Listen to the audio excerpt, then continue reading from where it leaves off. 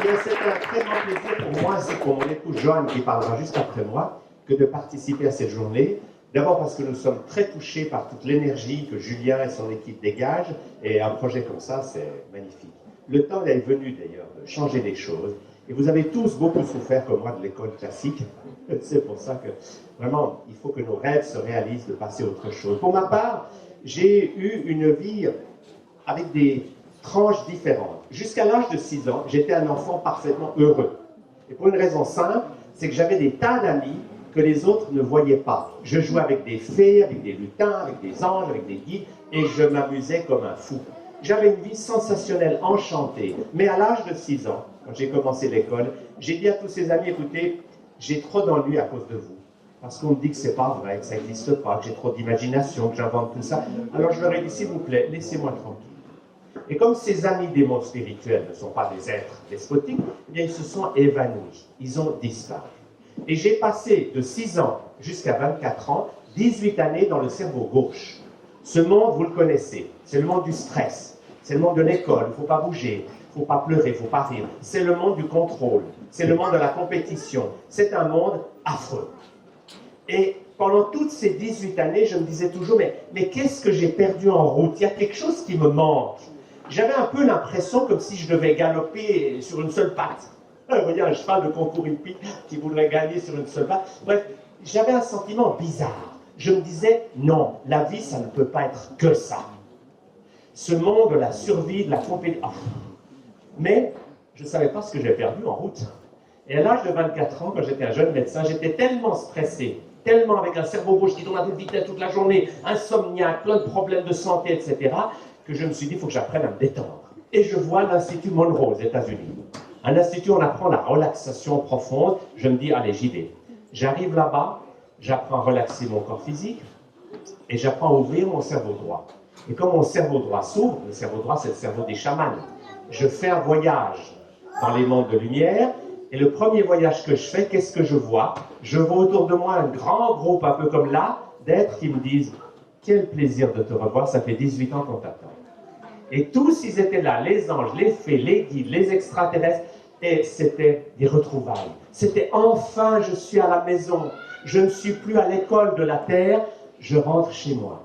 Et de bonne heure, j'ai pleuré pendant 3 jours. J'avais les larmes qui coulaient, j'étais au paradis, j'étais en extase, parce que j'ai compris cette vérité profonde de Jésus qui disait que le royaume des cieux, qui est le contact avec ces mondes magiques et merveilleux, est pour ceux qui redeviennent de petits enfants.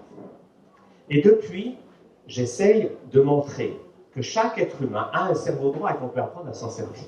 On peut apprendre à sortir de la tyrannie du cerveau gauche, qui est tout le temps dans les problèmes, les soucis, la compétition, les risques à prendre, qu'est-ce qu'on va faire, etc. Et ça, c'est un monde affreux. C'est un monde dur. Mais ça ne veut pas dire qu'il faut couper son cerveau gauche, mais ça veut dire qu'il ne faut plus le laisser tout diriger. Et ça s'appelle redevenir un enfant. Et la première chose que personnellement, et avec mon épouse Jeanne, nous enseignons aux gens, c'est comment redevenir un enfant. Parce que lorsque vous saurez être un enfant de 3 ans, vous allez retrouver ce que vous avez perdu en apprenant à contrôler. Mais ça fait mal au cœur, on le voit dans nos stages, quand on demande à des adultes, montrez-nous un comportement d'enfant de 3 ans. Par exemple, montrez-nous un enfant de 3 ans en colère. Il y a beaucoup d'adultes qui vont faire Mais ça, c'est pas un enfant de 3 ans. C'est un enfant qui a été massacré par 10 ans d'éducation. Ou montrer mon enfant triste. Beaucoup de gens vont faire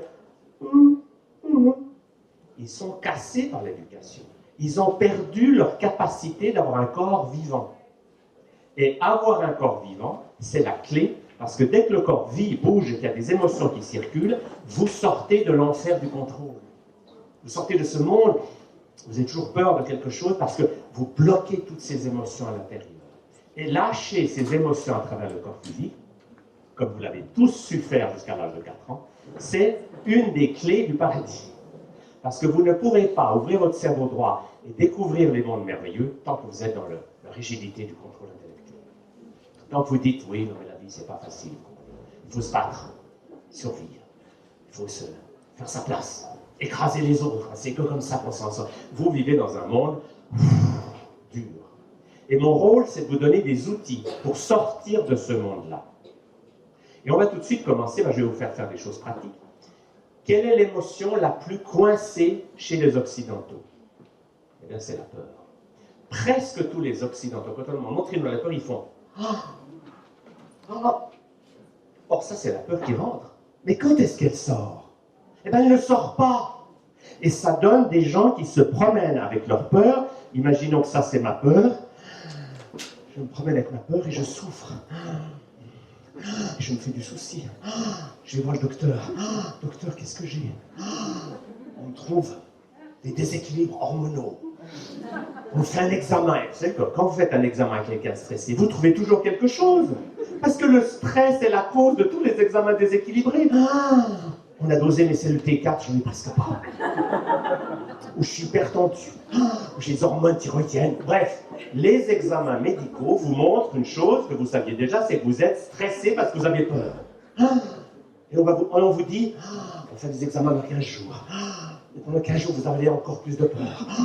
Et on dit, après, on va faire un scanner dans un mois.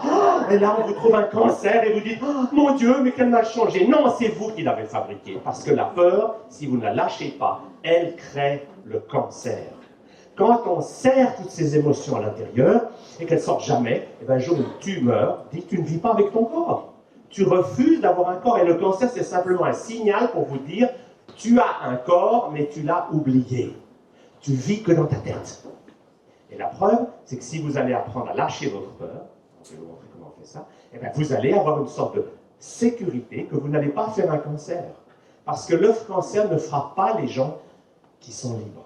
La preuve, c'est que dans les pays du Sud, quand vous êtes dans les pays du Sud, vous demandez à un Polynésien ou un Maori, qu'est-ce que vous faites avec la peur? Il ne fait pas ça. Non, il fait comme ça. Parce que dans leur culture, on sait lâcher la peur. Et si vous savez lâcher la peur, dès que la peur est sortie du corps, votre système immunitaire, il est tout d'un coup au top niveau. Donc vous n'allez pas faire toutes ces maladies qui viennent de tout bloquer à l'intérieur et de bloquer votre système immunitaire au passage. Alors l'exercice, je vous le montre, on va le faire ensemble dans un instant, c'est j'inspire la peur, je l'accepte, je la prends. Et quand je suis rempli de pleurs, au lieu de la garder, de me mettre à penser, oui, mais vous comprenez, c'est normal que j'ai peur parce que j'ai eu une enfance difficile, et puis j'ai une maladie génétique, et vous restez avec cette peur qui vous ronge. Là, vous allez la faire sortir, vous allez tirer la langue, sortir un son, laisser tout le corps vibrer. Et vous allez, on est complètement idiot, c'est très libérateur de cet idiot. On arrête de vouloir être tout le temps dans l'image de Marc, n'est-ce pas? Vous voyez comme je suis bien. Non, on ose, on lâche. Et quand vous allez expirer, vous allez faire une longue expiration. Et quand vous allez arriver à vide d'air, vous allez sentir ce moment assez magique où tout d'un coup, vous renoncez à la lutte. Vous arrêtez de dire, il faut toujours se battre. Non, vous lâchez tout. Et comme votre corps n'est pas un idiot, il sait ce qu'il a à faire. Et sans que vous le lui disiez, il va reprendre de l'air. Parce qu'il sait que ce n'est pas l'heure que vous mouriez ici dans cette pièce. Donc votre corps, tout d'un coup, va inspirer. Et vous allez pouvoir vous remplir d'air. Et là, vous allez pouvoir observer ce vrai miracle que votre corps respire et qui vous remplit d'air. Et ensuite, il le vide. Et vous allez avoir cette respiration agréable de dire je suis vivant. Quel bonheur. Et vous allez pouvoir découvrir cette vérité fondamentale que le bonheur n'existe pas dans le passé, ni dans le futur, mais dans l'instant présent. Mais vous ne pouvez pas connaître le bonheur tant que vous êtes dans le stress, parce que dans le stress, il n'y a pas d'instant présent. Hier est affreux, aujourd'hui est horrible, et demain sera encore pire. Voilà comment beaucoup de gens vivent, sans tenir compte qu'ils ont un corps, et que quand on lâche la peur, alors on va pouvoir dire je suis vivant, comme c'est bon. Et là, on entre dans une attitude de réceptivité. Le cerveau droit s'ouvre. Et dès que le cerveau droit s'ouvre, automatiquement, vous êtes en contact avec les mondes spirituels. Et dans ces mondes, il y a votre corps de lumière. Et votre corps de lumière, la partie de vous qui n'a jamais quitté les mondes divins, n'arrête pas de vous donner non seulement de l'énergie, c'est ce qui permet à des gens de ne pas manger d'aliments. Vous avez entendu Isabelle tout à l'heure. Quand vous sentez ce flot de lumière, vous êtes nourri. Donc, vous ne dites plus, non, si je n'ai pas mangé, je vais mourir. Vous dites, je suis un être de lumière, et cette lumière qui coule à travers moi me nourrit mon corps physique. C'est l'aliment numéro 1. Et quand vous sentez ce flot de lumière, vous allez sentir que c'est tout simplement bon d'être en vie, et que vous pouvez, en sentant ce flot de lumière, ne plus rien stocker. Ne plus stocker des soucis, des problèmes, des émotions, des pensées négatives. Vous lâchez tout et vous êtes libéré. Alors, je vous invite à vous lever. On va tous ensemble lâcher la peur.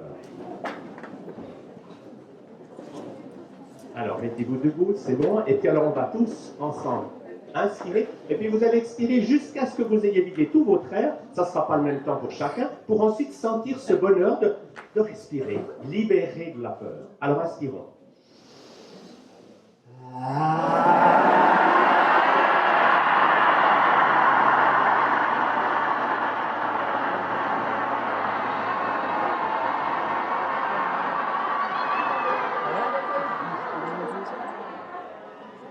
Maintenant, respirez profondément, fermez les yeux quelques instants et sentez que vous êtes non seulement ce corps physique, mais vous êtes ce flot de lumière qui le traverse. Et vous êtes ce corps de lumière qui est à l'origine, qui est la source de votre être.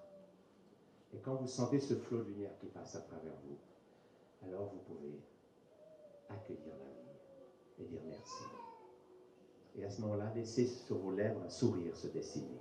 Le sourire de Bouddha, le sourire qui dit merci à la vie, comme c'est merveilleux d'être en vie. Et quand vous souriez à votre corps, c'est comme si vous dites à vos milliards de cellules, à vos milliards de bactéries, à tout ce monde incroyable qui à l'intérieur de votre corps fonctionne merveilleusement bien en harmonie, vous dites merci à ce corps physique. Et quand vous lui dites merci, vous pouvez sentir la joie qu'il a d'être apprécié. Notre corps physique, c'est un peu comme un enfant. Si on le félicite et qu'on l'admire, oh, il est content. Et aimer son corps physique, c'est tellement fondamental. Respirez profondément. Et puis laissez votre corps faire ce qu'on appelle les gestes naturels du bien-être. Bailler, soupirer, se gratter quelque part. Enfin, tous ces gestes qu'on a pu faire une fois qu'on était bien élevé, qu'on est devenu des gens stressés. Laissez votre corps gigoter, bouger un peu. Et puis, avant de vous rassembler, je vais tout de suite vous donner un autre exercice, qui est l'exercice qui résout le problème de la violence. Vous êtes conscient que dans notre société, la violence, c'est un vrai problème. Pourquoi? Parce qu'il y a ceux qui, quand ils sont en colère, tapent sur quelqu'un et qu'on enferme dans les prisons. Et puis il y a ceux qui, ne voulant pas être violents, gardent la violence à l'intérieur et qu'on enferme dans des hôpitaux. Parce que les gens qui gardent leur violence dedans, ça les tue, ça bloque leur immunité et du coup ils tombent malades. Et si vous voulez aller ni à l'hôpital ni en prison, il faut savoir sortir votre violence autrement qu'en tapant sur quelqu'un ou en gardant tout à l'intérieur. Et les Chinois l'avaient compris puisqu'ils enseignaient il y a déjà 5000 ans l'exercice du tigre. C'est un exercice simple mais magique. Parce qu'il vous permet d'oser être en colère, mais d'une manière qui ne va pas faire de mal à quelqu'un. Parce que cette colère, on va la donner à la mère céleste, à la mère terrestre et au Père céleste, on ne va pas la garder dedans. Et l'exercice consiste à imaginer que je suis un tigre dans la jungle, bien campé sur ses pattes arrière, et je vais griffer le long d'un tronc d'arbre avec une patte, et après avec l'autre, en faisant un grand geste. Alors, on est un peu serré, mais ça va quand même. Et puis, en même temps que vous allez griffer le tronc d'arbre, de plus en plus vite, vous allez oser faire des rugissements. Bref, vous allez oser... Attendez, pas tout de suite. Un instant. L'explication d'abord, la clé, c'est que vous allez aller au niveau maximum d'intensité, mais bien sûr sans forcer, ça ne s'agit pas de vous faire mal. Mais le but, c'est de pouvoir dire oui, j'accepte que j'ai des moments où j'ai de la colère, j'ai de la haine, et c'est bon. Parce que je ne vais pas tuer quelqu'un avec, ni moi. Je sens que ça sort, et ça me fait du bien. Et quand vous sentez que vous êtes bien chaud, au niveau maximum d'intensité agréable, on termine par ce geste magique, qui est le geste de la libération. Parce que ce geste, c'est le geste qui vous permet de sortir de l'état de victime. N'est-ce pas la victime? Qu'est-ce qu'elle fait? Elle garde tout dedans, elle se plaint. Elle dit, vous comprenez, j'ai eu une enfance malheureuse, j'ai la vie dure et je cherche des solutions à l'extérieur. Mais je ne trouve pas. J'ai beau consommer des thérapies, ça ne marche pas bien. Parce que la victime, elle est en colère, mais elle ne le voit pas. Mais quand la victime sort sa colère, ensuite elle peut dire, je suis en vie et j'accueille la vie et la vie circule à travers moi. C'est parti, on y va pour le tigre.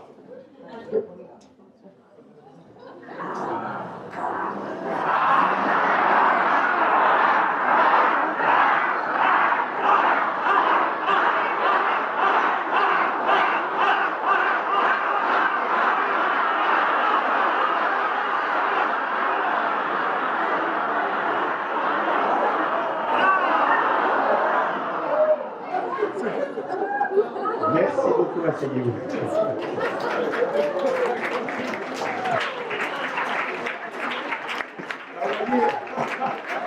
C'est toujours, quand on fait faire cet exercice en conférence, c'est toujours un moment magique. Parce que tous les gens, ils rient, ils ont envie de parler, enfin, ils sont réveillés. Au lieu d'avoir devant nous des gens comme ça, on a des gens vivants, c'est le souffle. Parce que ça libère l'énergie. Eh bien, avec cet exercice, vous avez le moyen de ne plus jamais être fatigué.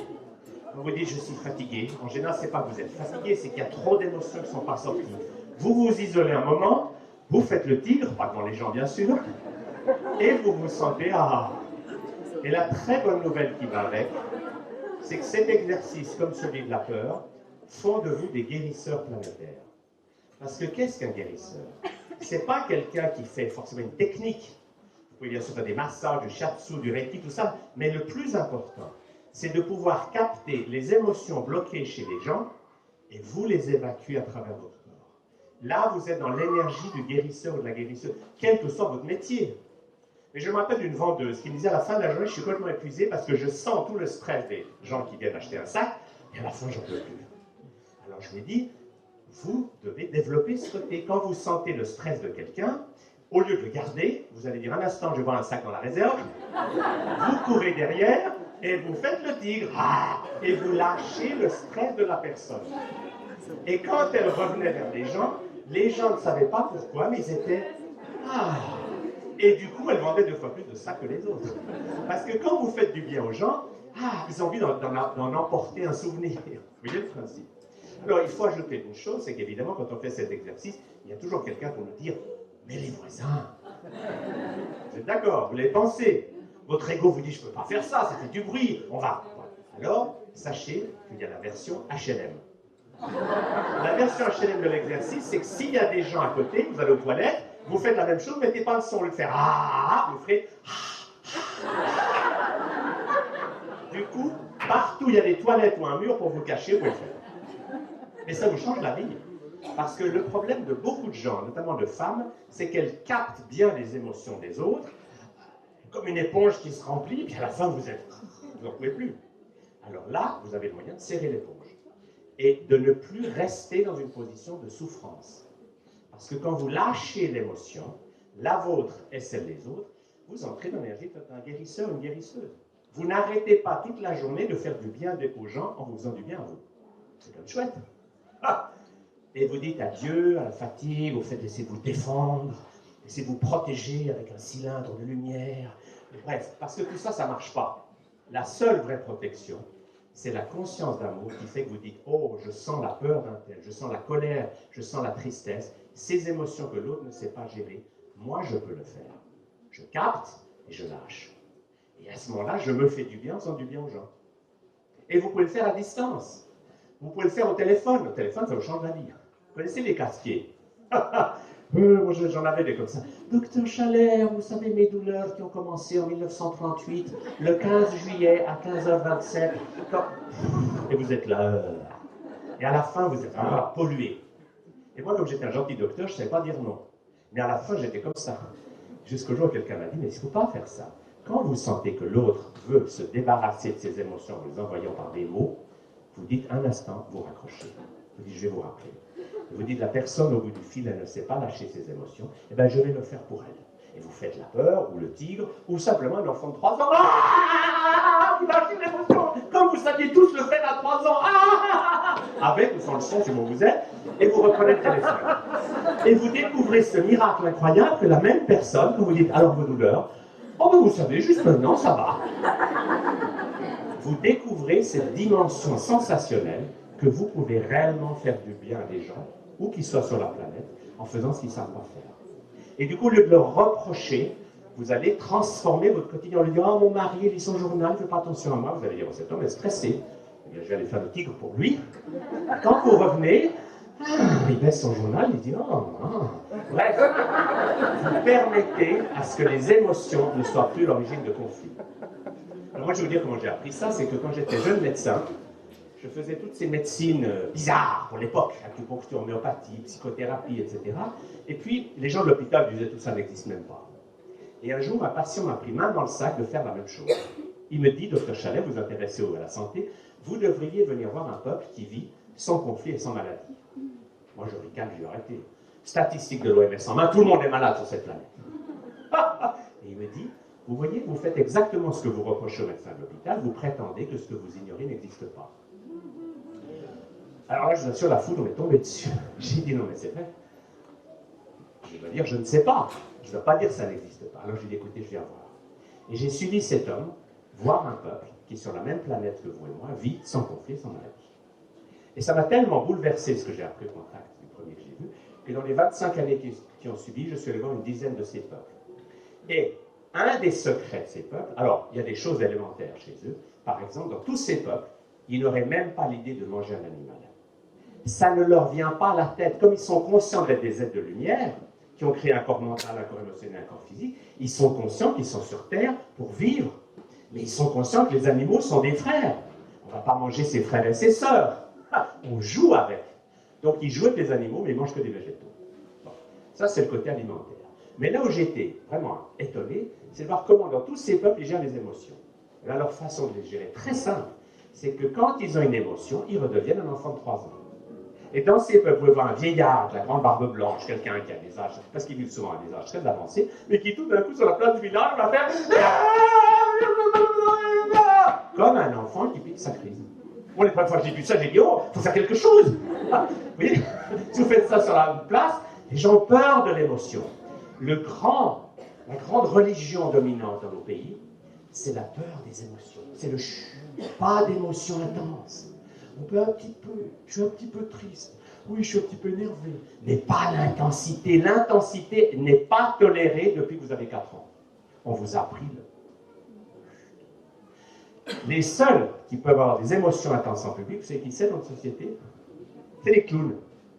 Oui, si vous mettez, moi je serais 15 ans avec un clown, si on met un nez rouge et un costume de clown, vous pouvez en public faire c'est un clown. Et si vous faites personne n'a peur d'un clown. Mais ne le faites pas sans être habillé en clown. Alors dans tous ces peuples, j'ai vu que quand ils ont des émotions, ils ont une philosophie très simple. L'émotion, c'est bon.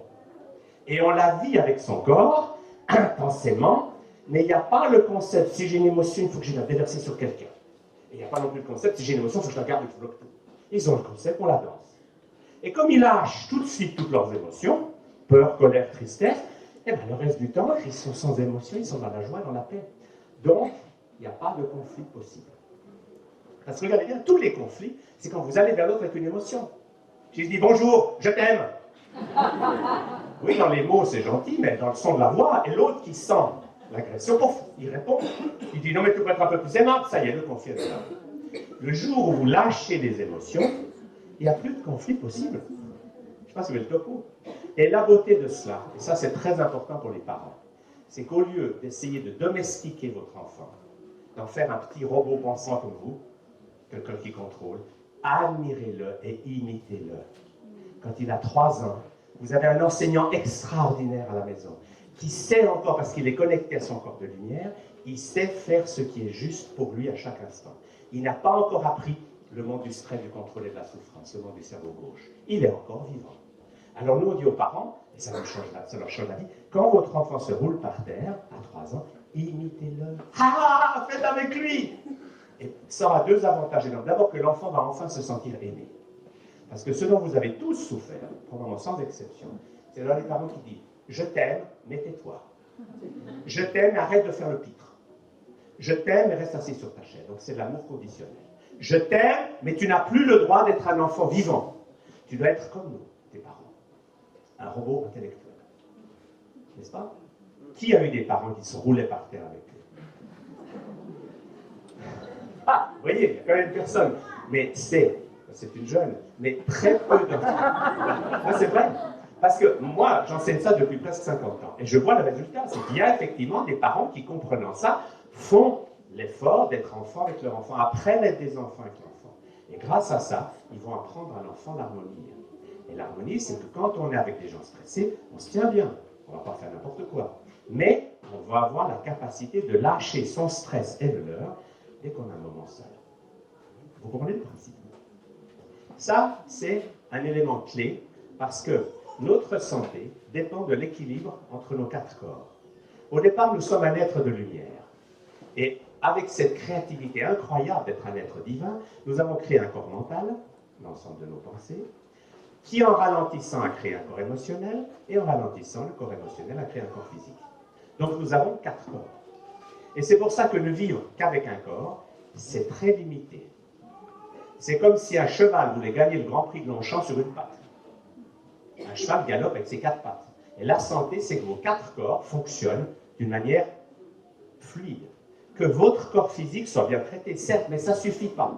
Même si vous mangez bio, vous êtes très attentif à l'alimentation et vous faites l'exercice, si vous gardez des émotions stockées, les émotions bloquées vont empoisonner votre corps aussi bien que les pesticides. Donc, il va falloir pouvoir libérer les émotions à travers le corps. Et la très bonne nouvelle, c'est que dès que les émotions sont libérées à travers le corps, naturellement, le cerveau gauche se calme, vous n'êtes plus dans le tout. Ça se calme. Et le cerveau droit s'ouvre, et là, vous entrez dans le monde des chamans, dont Joanne va parler certainement tout à l'heure, qui est le monde des gens qui ont un cerveau droit qui fonctionne. Et quand votre cerveau droit fonctionne, vous retrouvez ce que vous aviez dans la petite enfance, c'est la capacité d'être en contact avec des mondes merveilleux. Beaucoup d'enfants, la plupart, ont ça jusqu'à 4 ans. Ils voient la grand-mère qui est morte il y a 10 ans, ils voient des anges, c'est un bébé, il sourit comme ça, pourquoi il sourit aux anges? Parce qu'il les voit encore. Parce qu'il n'a pas encore appris à bloquer tous ses sens magiques par l'intellect. Et le drame, c'est que vous allez à l'école, on vous apprend l'immobilité, on vous apprend l'intellect, et on vous apprend à casser peu à peu votre imagination et vos sens subtils. Donc, quand vous êtes tout petit, il y a encore la récré.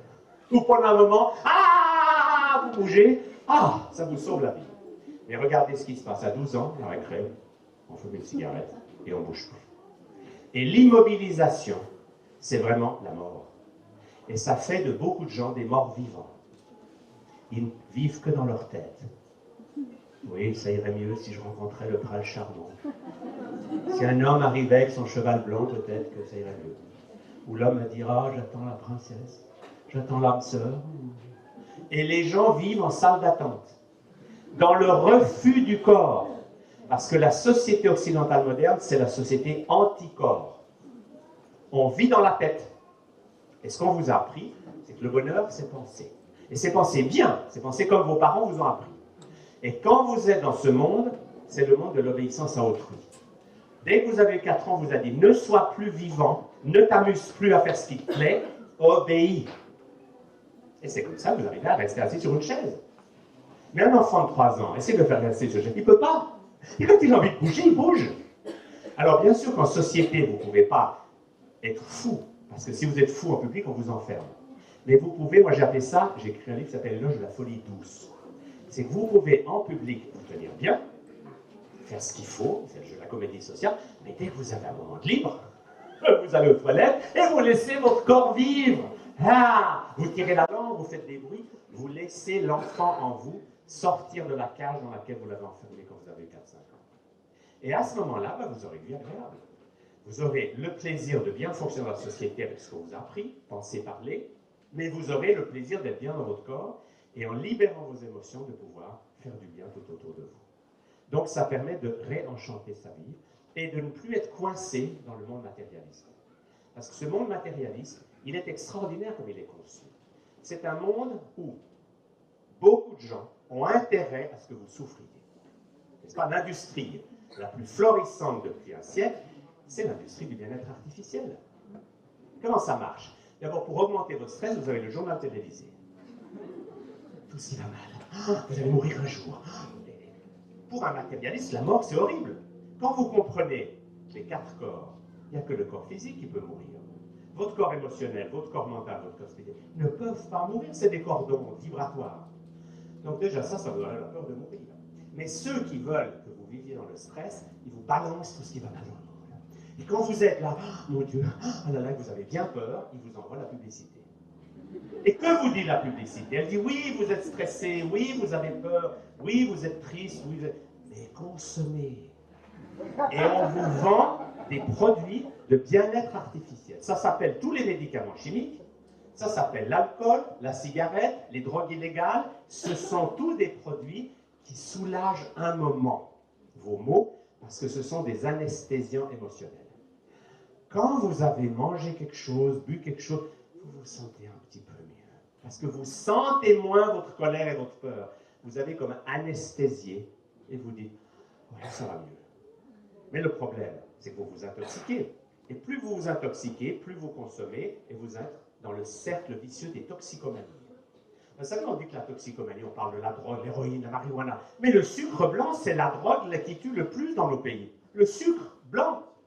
Le sucre raffiné, il y en a partout, et c'est une drogue dure. La preuve, c'est quand vous arrêtez, vous êtes en manque. Essayez, vous verrez. Quand les gens jeunes, on le voit tout de suite, quand vous arrêtez, le sucre, vous avez des moments de coup de pompe, vous n'avez qu'une envie, c'est d'en reprendre. Mais quand vous découvrez que si vous libérez vos émotions, votre cerveau fabrique tout ce que vous achetiez avant dans le monde du bien-être artificiel, ben vous n'avez plus besoin d'acheter. Vous devenez votre propre fabricant de médicaments et de drogues illégales. C'est louis de comprendre ça. Vous voyez, rien quand vous riez. Alors, beaucoup de gens vont dire, oui, rire, c'est pas drôle la vie. Alors ils disent, quand je serai heureux, je rirai. Ben, ils passent leur vie sans rire, sans être heureux. Si vous osez rire sans raison, en osant voir les vidéos, simplement en faisant comme ça, on va le faire, vous inspirez, vous expirez en faisant essayez.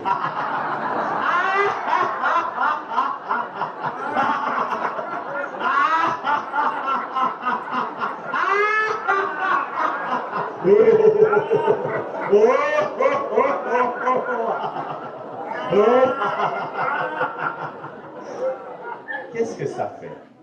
Vous vous sentez tout d'un coup, votre cerveau vient de fabriquer de la marijuana. Alors c'est dommage que des jeunes achètent un produit qui coûte cher et qui les empoisonne, alors qu'on peut fabriquer ça soi-même. Et c'est vrai de tout ce que vous achetez. Dans les peuples naturels, il n'y a personne qui vend. Parce que les peuples dont je parle, ils n'achètent rien. J'ai vu comme ça chez les Bicholes, un marchand qui était désespéré. Il me dit, je suis venu là, il avait du Coca-Cola, du sucre, du farine, tout. Il me dit, les Indiens, ils sont venus dans mon magasin, ils ont goûté, ils ont fait, ouais, ils ont craché. Ils ont dit, non, on ne veut pas compter que ça fait baisser notre énergie. Parce que comme ils vivent à un niveau d'énergie très grand, ils sentent que s'ils prennent un produit industriel, et c'est pareil chez un enfant.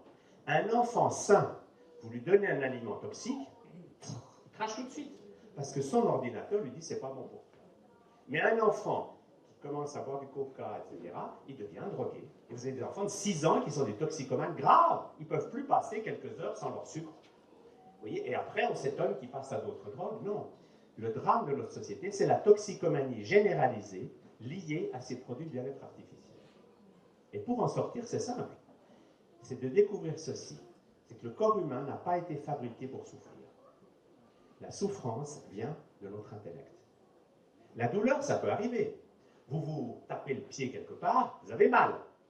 La douleur déclenche forcément une émotion. J'ai peur que ça soit grave. Ou j'ai mal et je suis en colère, je ne vais pas vous me taper le pied. Si l'émotion créée par la douleur, vous la laissez sortir du corps, vous voyez comme fait un enfant qui s'est coincé dans la porte. Il ne dit pas, je me suis coincé dans la porte, il fallait faire une radiographie. Non, ça c'est les parents qui disent ça. Mais l'enfant, qu'est-ce qu'il fait? La douleur crée une émotion et il la lâche. Et une fois que l'émotion est sortie, la douleur est partie. Parce que dès que vous lâchez l'émotion à travers le corps, votre cerveau fabrique des endorphines. Donc c'est extraordinaire de comprendre ça. Parce qu'avec ça, vous dites adieu au monde de souffrir. Souffrir, subir, se plaindre et croire qu'on ne peut rien faire.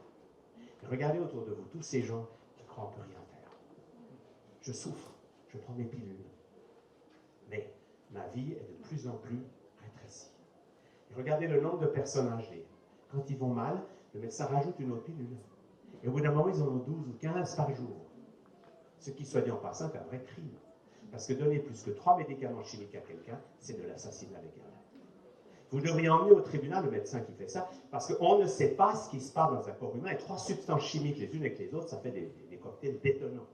Ça fait des catastrophes sans nom. Mais c'est comme ça. Les gens prennent l'habitude de souffrir, d'avaler des pilules. Et le marché des antidouleurs, c'est un marché qui vaut des milliards d'euros chaque année. C'est des gens qui ont mal et qui croient que la solution va venir d'une pilule. Or, la pilule soulage un peu, mais elle ne résout pas le problème. Elle vous empoisonne.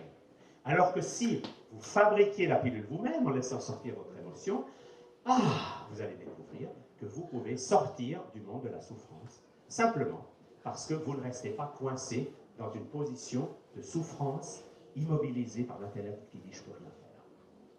Vous comprenez le principe? Et le côté fascinant de cela, c'est que ça nous permet d'apprécier, vraiment d'apprécier les petits-enfants de 3 ans. On va les regarder avec émerveillement, parce qu'ils savent encore faire juste. Ils n'ont pas appris à mentir. Ils n'ont pas appris l'hypocrisie, qui consiste à dire « Non, je ne suis pas en colère, je vais très bien. » Oui, je vais très bien, je vous assure, je suis très calme. Moi, quand ma fille de 3 ans disait « Papa, tu es en colère », je disais « Non, tu vois très bien que je suis calme. » Elle me regardait et me disait « Ça va être dur de t'éduquer. » Parce que l'enfant, il voit juste. Et l'enfant, souvent, quand il libère ses émotions, il libère celles des parents. Il voit que papa est en colère, il voit que maman est triste, et il dit, oh, je ne peux pas laisser comme ça. Et comme il est un thérapeute dans l'âme, alors il fait ah pour libérer ses parents. Si les parents comprenaient ça, ils feraient avec lui. Mais le drame, c'est que vous avez des parents comme dès qu'ils ont pu, ils vous ont appris à ne plus écouter la voix intérieure qui vous disait, tu peux être heureux tout le temps. Ils vous ont dit, non, non, non, non, quand tu es en colère comme ça, maman n'aime pas ça. Alors pour que maman soit contente, tu restes assis, tu ne pleures pas, tu es tranquille. Et là, tu auras du dessert. Et vous apprenez le monde de l'obéissance à autrui. Et après, vous allez à l'école, et on vous inculque ça. C'est normal de souffrir. Oui, vous êtes sur votre chaise, vous n'êtes pas bien, mais c'est comme ça, vous attendez la récré. Et peu à peu, vous devenez un robot qui souffre, et qui explique à quel point la vie est dure, et on ne peut pas faire autrement. Vous voyez, c'est un vrai drame. Et c'est pour ça qu'il est temps de nous libérer, de libérer nos enfants, et de redevenir des êtres vivants, des êtres qui acceptent leur corps et qui acceptent d'avoir des émotions qui coulent à travers, et que ça soit bon. Et qui non seulement le font pour eux, mais le font pour ceux qui ne savent pas le faire.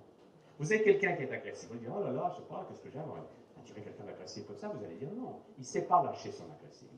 Donc je vais le faire pour lui. Et alors, ou bien vous dites un instant, vous êtes dans la pièce d'à côté, vous lâchez, ou bien il y a des cas, il faut le faire tout de suite. Il y a des cas où vous n'avez pas le temps. Oui, je vous donne un exemple, on a eu un de nos stagiaires, c'est un jeune CRS. Et il se retrouve un jour sur une plage en Corse, c'était dans l'assassinat du préfet Rignac, et tout d'un coup, devant lui, il y a 3 Corses qui arrivent, barre de fer à la main pour lui faire la peau. Donc c'était vraiment dangereux. Il s'est rappelé ce qu'il a pris, il a regardé les 3 Corses pour dire « Ah, je sens votre haine !» Et cette haine qu'ils avaient, lui, il a lâché pour eux en piquant une crise. Il a fait « Ah !» pendant une dizaine de minutes, il s'est secoué dans tous les sens, il a hurlé, et quand il s'est arrêté, les 3 Corses étaient devant lui, barre de fer à la main. Lui, il l'avait lâché pour eux. Et un des 3 Corses que c'est comprendre lui a dit « Vous êtes épileptique ?» Ah, il a dit « Oui ». Il est venu à la cabine, il n'y a pas de portable à l'époque, il me dit « Tu sais, Tal, j'ai bien fait de ces cris d'épilepsie comme ça qui m'a peut-être sauvé la vie, mais j'ai compris que ça marche. Je peux sentir l'émotion bloquée chez l'autre et la lâcher. » Et à ce moment-là, vous devenez un thérapeute, un guérisseur. Vous vous faites du bien en faisant du bien aux gens. Alors bien sûr, ce travail sur les émotions a un double avantage. D'abord, c'est que ça va les fluidifier, on va plus stocker. Et ça va nous permettre d'ouvrir notre cerveau droit, c'est-à-dire d'avoir des expériences spirituelles. Parce que le drame des religions, c'est qu'on a fait de la spiritualité une sorte de croyance. Mais on a enlevé de toutes les spiritualités les outils pour que vous puissiez accéder vous-même au divin. C'est malin. Vous savez que la Bible, telle qu'on la connaît aujourd'hui, c'est à peu près 5% des textes qu'il y avait au début du christianisme. Mais le 95% des textes ont été enlevés parce que tout simplement, il y avait des éléments d'information qui vous donnaient des outils pour être libre. Et les prêtres ne veulent pas que vous soyez libre. Les gouvernants, les prêtres, les médecins, les parents, ils veulent que vous soyez obéissants. Et plus vous souffrez, plus vous avez peur, plus ils vous maintiennent là-dedans, en vous disant, oui, vous avez peur, la crise arrive, faites-moi confiance, votez pour moi, et je vais résoudre les problèmes. Et comme vous le voyez, ils ne résolvent rien du tout. Ils sont totalement à côté de la plaque, ces braves gouvernants. Ils ne comprennent pas ce qui se passe, et ils essayent de vous faire croire qu'ils contrôlent. Vous voyez? Mais il y a de moins en moins de gens qui les croient. Parce qu'on voit de plus en plus qu'ils sont bien gentils, mais ils ne sont pas du tout dans la réalité. Ils sont dans leur monde virtuel. Et en fait, ce sont des exploitants. Ce sont des prédateurs. Ils se nourrissent de vos peurs. Et souvent même, ils les fabriquent. Voyez-vous? Parce qu'en créant la peur, ils justifient après de vous contrôler. C'est ce qui s'est passé avec le 11 septembre aux États-Unis. Si vous étudiez ça tranquillement sur le net, vous ne pouvez pas croire. Moi, j'ai mis au défi les gens, j'ai mis un article sur mon site, je dis, Si vous passez 20 minutes sur les 3 sites que je vous donne et que vous croyez encore que c'est Ben Laden qui a fait sauter les tours, je vous offre un exemplaire de tous mes livres. Ah, personne ne nous a demandé. Parce que c'est pas possible de croire à des bêtises pareilles. C'est évident que c'est les Américains qui ont fait sauter les tours pour justifier ensuite, n'est-ce pas, pour faire une guerre, il faut avoir un prétexte. Et grâce à ça, les terroristes, ça leur a permis d'envahir l'Irak et l'Afghanistan. Ils font toujours pareil, les gens qui dirigent. Ils font quelques dommages collatéraux, ils sacrifient quelques milliers de personnes pour pouvoir ensuite faire leur truc. Ils n'ont jamais changé. Quand vous étudiez l'histoire, ça se reproduit toujours pareil. Les gens qui nous dirigent sont des fous dangereux, mais leur pouvoir vient de ce que nous avons peur. Et ils exploitent la peur d'une manière extrêmement subtile. Ils vous font peur grâce aux médias, et ensuite ils disent « faites-moi confiance ». Et vous y croyez. Mais la clé, c'est maintenant, il faut qu'on se réveille. Nous, on a un livre comme ça qu'on vient de faire. Jean et moi, on ne l'a pas ici malheureusement, ça s'appelle « La naissance d'une humanité consciente ». Et dans ce livre, ce qu'on veut, c'est donner aux gens des outils pour devenir conscients. Et quand vous êtes conscient, vous n'êtes plus dans le monde de la peur et de l'obéissance, vous êtes dans le monde de la responsabilité. Vous dites, ma santé, c'est mon affaire. Je vais m'occuper de moi et je vais apprendre à être heureux, dynamique, joyeux et enthousiaste tout le temps. Et je vais apprendre à gérer mes émotions et celles des autres. Je vais apprendre aussi à manger sainement, parce que là aussi, on nous raconte plein d'histoires sur la nutrition qui sont totalement fausses. Le propre de tous les experts, c'est qu'ils vous disent des choses qui ne reposent que sur du vent. Absolument du vent. Et pour vous donner ça en 3 phrases, l'alimentation, ça se comprend très facilement avec la règle des 3 V.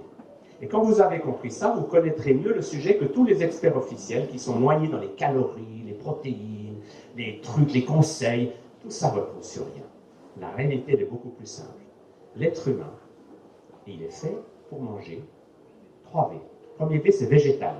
Notre corps a été fabriqué par la mère nature pour manger des végétaux. Et tout ce que vous mangez qui vient de l'animal vous rend malade. Et ça, les preuves sont là. Elles sont dans mes livres, elles sont dans toutes ces études faites sur des dizaines et des centaines de milliers de gens qui montrent que plus les gens mangent de produits animaux, plus ils sont malades. Plus ils mangent de végétaux, moins ils ont de problèmes de santé. C'est comme ça. C'est irréfutable. Pourquoi est-ce qu'on ne vous le dit pas? Simplement parce qu'il y a des empires qui ne veulent pas que vous le sachiez. Et je prends l'exemple du lait. Le lait, c'est un produit hyper toxique. Sur chaque bouteille de lait, il va y avoir un carré noir qui dit « Si fumer tue, boire du lait tue 100 fois plus ». Tue 100 fois plus. Pourquoi? Parce que la caséine du lait, la protéine du lait, est 100 fois plus cancérigène que ce qu'il y a dans le tabac, de la cigarette. C'est hallucinant. Et vous dites « Mais comment ça se fait qu'on ne le sache pas ?» Parce que l'empire Nestlé, l'empire Danone, disent « Il ne faut pas qu'ils sachent ». Donc, on vous ment soigneusement pour que vous ne sachiez pas que l'être humain est fait pour manger des végétaux. Premier V. Le deuxième V, c'est le V de vivant. C'est que si vous mangez des végétaux mais que tout est cuit, il va vous manquer des enzymes et des vitamines, donc il faut avoir des aliments crus, en bonne partie. Pas tout, mais presque. Et le troisième V est très sympathique, c'est le V de varié. C'est que si vous avez assez d'aliments végétaux et vivants, le V de varié, c'est que vous pouvez très bien aller faire la fête avec les amis, manger au restaurant, et ne pas être dans un système rigide. Parce que les sectes alimentaires, c'est pas bon. Si vous êtes dans le système, moi je mange toujours tout cru, je ne vais plus jamais au restaurant, je ne mange plus jamais chez grand-maman. Vous n'avez peut-être pas de problème de santé à cause de ce que vous mangez, mais à cause de votre relation sociale. Le V varié, c'est faites la fête. Oui. Moi j'ai appris ça à une époque, j'étais un végétarien pur et dur. Les Touaregs m'invitent à manger du mouton, et je dis je ne mange pas de viande. Et la nuit, je suis malade comme un chien. Je dis mais qu'est-ce qui m'a rendu malade? C'est pas le mouton. Mais c'est la haine des Touaregs. Quand on dit ce type, il est tellement mal élevé, ils m'ont envoyé des formes pensées, et du coup ça m'a rendu malade. Donc le V varié, c'est un éloge à la mobilité. Si vous avez la chance d'être malade, parce que nous, dans notre philosophie, on dit quand quelqu'un nous téléphone, oh, je suis malade, on dit quelle chance vous avez. Grâce à la maladie, vous allez apprendre à gérer votre santé. Vous allez être motivé pour faire autre chose que de souffrir. Et quand les gens apprennent à gérer leur santé, quand ils font cette démarche, ben, ils vont de mieux en mieux, de jour en jour, et ils découvrent que la santé, ça s'apprend. Et dans cette dynamique, si vous êtes malade, il faut manger vivant, cru et des végétaux. Le temps de vous guérir. Voire même découvrir la naturopathie, le jeûne, Amaroli, qui est une chose extraordinaire. Qui connaît Amaroli parmi vous, la thérapie par l'urine? Merci. C'est une thérapie extraordinaire, ancestrale. Depuis des millénaires, les êtres humains se sont soignés avec l'urine. Mais dès que l'industrie pharmaceutique est apparue, et ça fait 50 ans à peine, elle a dit non, non, non, ne buvez pas votre urine, achetez nos médicaments. Et vous avez des gens qui achètent de l'urine par litre pour vous revendre ce qu'il y a dedans sous forme de médicaments. C'est des grosses industries, mais c'est de l'arnaque, si vous voulez. L'urine, c'est un médicament. Alors vous allez me dire, enfin, dans l'urine, il y a des déchets. Oui, mais vous oubliez que votre corps est très intelligent. S'il y a des choses dans l'urine que le corps ne veut pas, eh bien, il laisse partir dans les selles. Et s'il y a dans l'urine des choses dont il a besoin, il les réabsorbe. Mais l'urine, avant d'être quoi que ce soit d'autre, c'est d'avoir du sang filtré. Donc il y a une énergie dedans qui est celle de la vie. Donc ça vibre à un niveau d'intensité qui fait que quand je bois l'urine, tout d'un coup, ils ont de l'énergie, ils se remettent à vivre parce qu'ils ne sont plus épuisés et fatigués. Alors, je ne vais pas vous faire tout un cours là-dessus, mais c'est extraordinaire de voir qu'il y a comme ça des techniques de santé qui étaient connues depuis des millénaires et qui aujourd'hui sont d'ailleurs très connues. Vous allez en Allemagne, il y a 10 millions d'Allemands qui connaissent cette pratique Amaroli. Nous on dit Amaroli parce que le mot urine, en français, ça ne sonne pas très bien.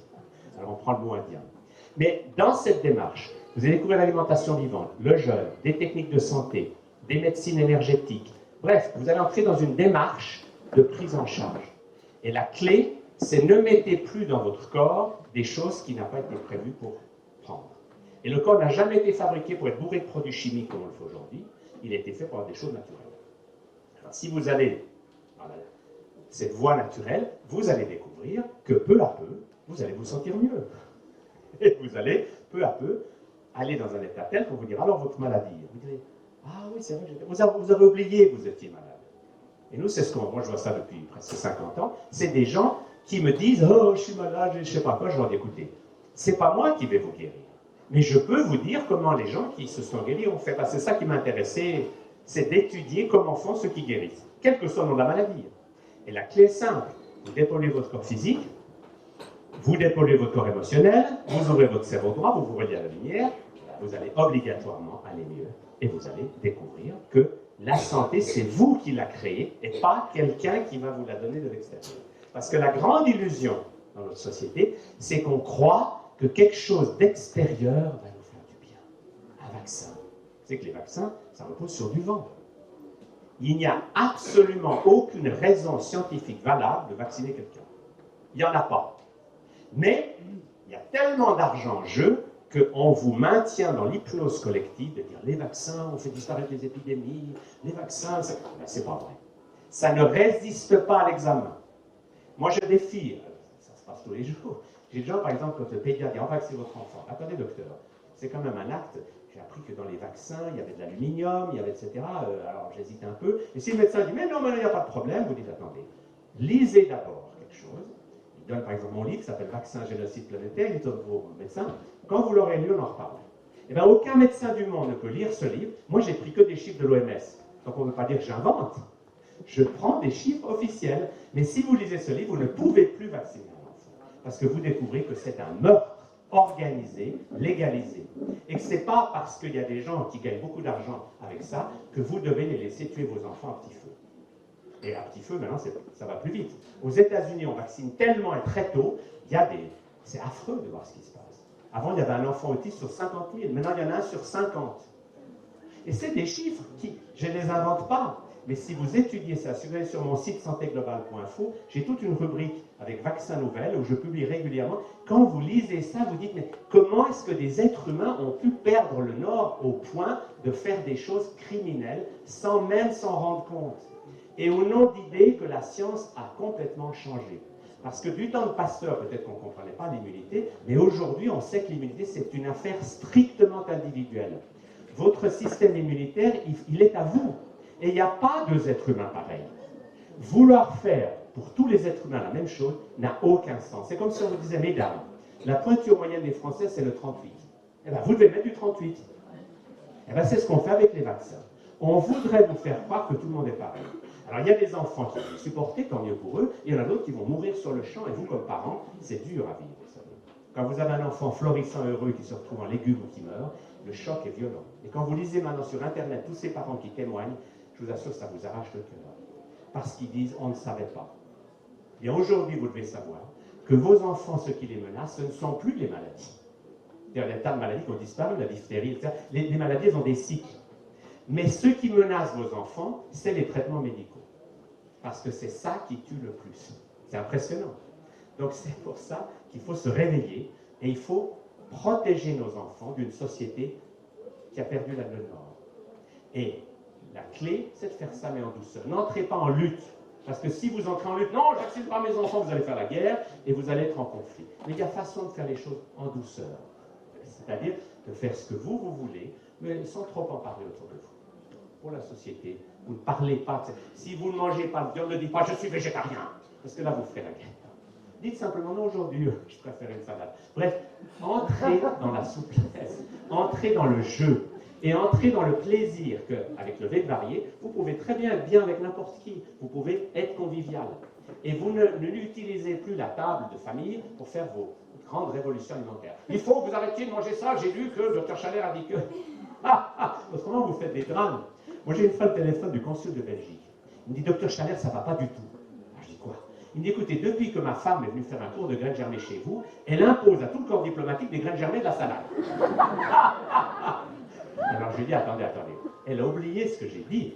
C'est que je dis, vous le faites pour vous, mais vous n'imposez pas ça à ceux qui sont au bout des frites. Alors le consul était très content. Il m'a dit, là, avec vous, on évite un grand incident diplomatique. Parce qu'il faut faire ce qui est bon pour vous, mais ne pas l'imposer. Mais si vous faites des choses qui vous font du bien, naturellement, les gens vont vous demander comment tu fais.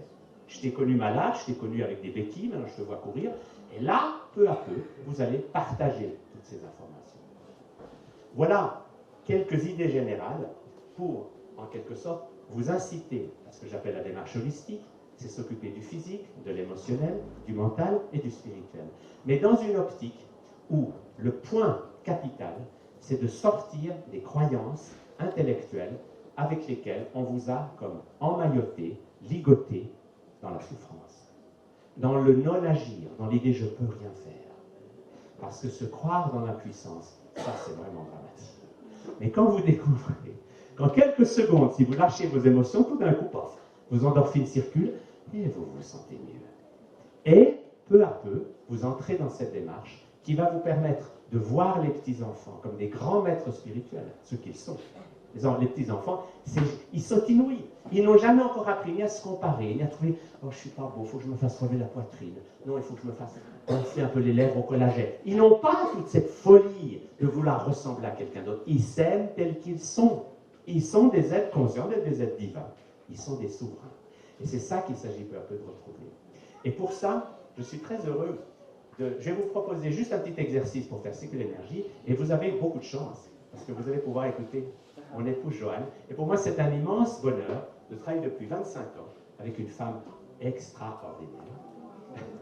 Mais avant de l'écouter, levez-vous un instant pour faire circuler votre énergie.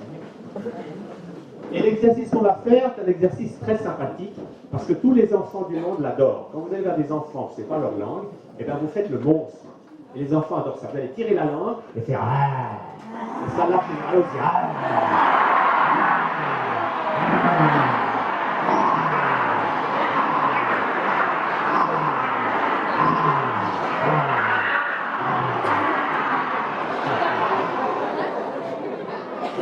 Merci beaucoup.